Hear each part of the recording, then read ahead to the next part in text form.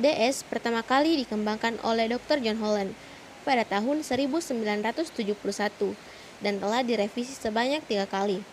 Nah, SDS didasarkan pada penelitian tentang bagaimana orang-orang dalam memilih karir. Teori tentang SDS merupakan hasil pengembangan oleh John Holland terhadap pengalaman-pengalaman yang didapatkannya pada bidang klasifikasi pekerjaan dan pilihan karir. Holland meyakini bahwa tipe kepribadian menjadi salah satu alasan seseorang dalam memilih pekerjaan. Maka Holland membuat inventori kepribadian atas dasar minat. 6 kategori dasar yang berada pada teori Dr. Holland adalah realistik, investigatif, artistik, sosial, interprising, dan konvensional. Setiap tipe-tipe kepribadian itu berhubungan dengan 6 model lingkungan.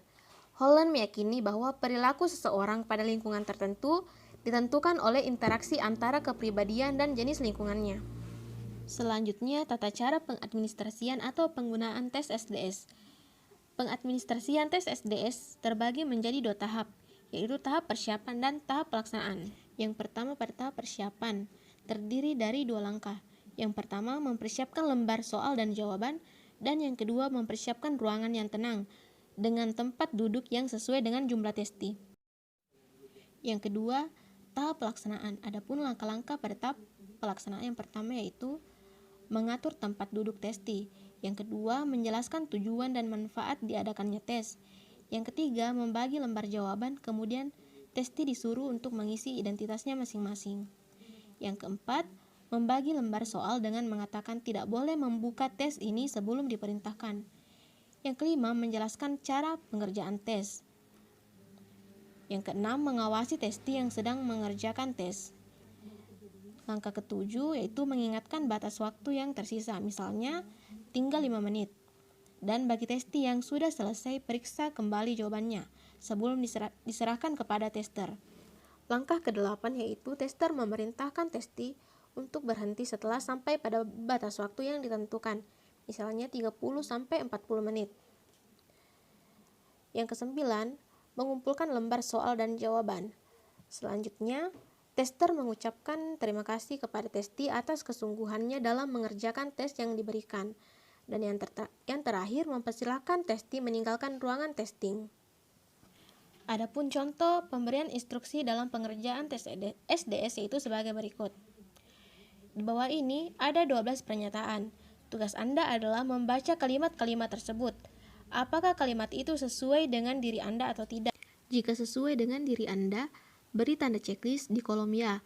Jika tidak sesuai dengan diri Anda, beri tanda checklist di kolom tidak. Pada tes ini tidak ada jawaban benar atau salah. Yang penting adalah sesuai dengan diri Anda. Selanjutnya, kita akan membahas mengenai scoring dan interpretasi tes SDS. Scoring pada tes SDS itu dengan memberi nilai 1 untuk item dengan respon ya, dan nilai 0 untuk item dengan respon tidak. Adapun langkah-langkah untuk mendapatkan hasil interpretasi dari tes SDS yaitu yang pertama, hitung skor setiap kelompok pernyataan Rayseck dari bagian aktivitas. Yang kedua, hitung skor setiap kelompok pernyataan Rayseck dari bagian kompetensi. Yang ketiga, hitung skor setiap kelompok pernyataan Rayseck dari bagian pekerjaan. Yang keempat, rekap jumlah skor Rayseck pada lembar pedoman penyekoran di bagian terakhir lembar SDS. Yang kelima, rekap nilai estimasi diri pada lembar penyekoran.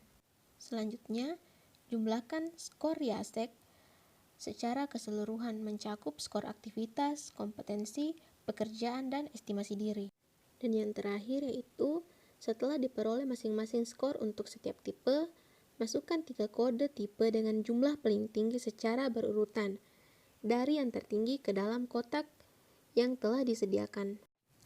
Nah, jadi kode paling pertama atau yang memiliki jumlah skor paling tinggi menggambarkan tipe minat karir yang paling dominan pada peserta didik.